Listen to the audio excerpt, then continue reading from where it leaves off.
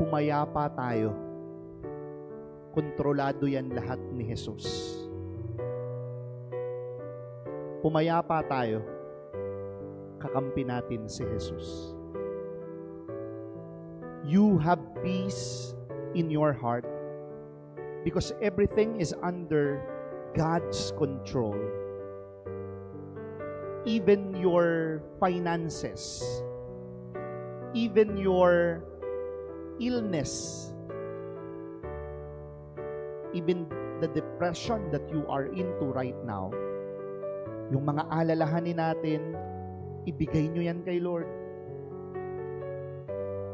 Kaya kayo balisa eh. Kasi pinipilit nating kontrolin yung hindi natin kaya.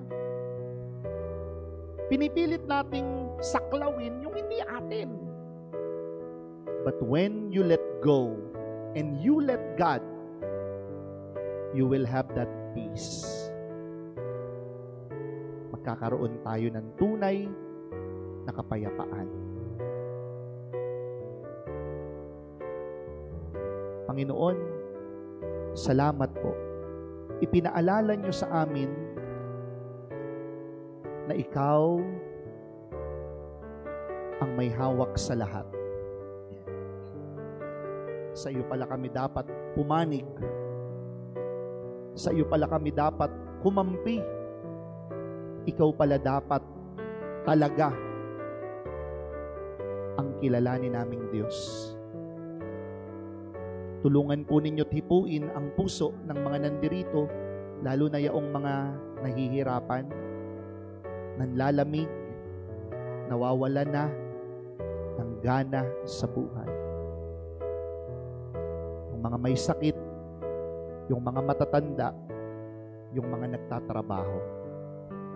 Nawa po, kaming lahat ay tunay na mapuspos ng pagpapala ng muling pagkabuhay. Para mas maging masigla kami, para mas maging inspired kami, energized. Sana po, palakasin nyo kaming lahat. Sana po, bigyan nyo kami palagi ng inspirasyon. Lalo na po yung mga nanay, mga tatay na nandirito.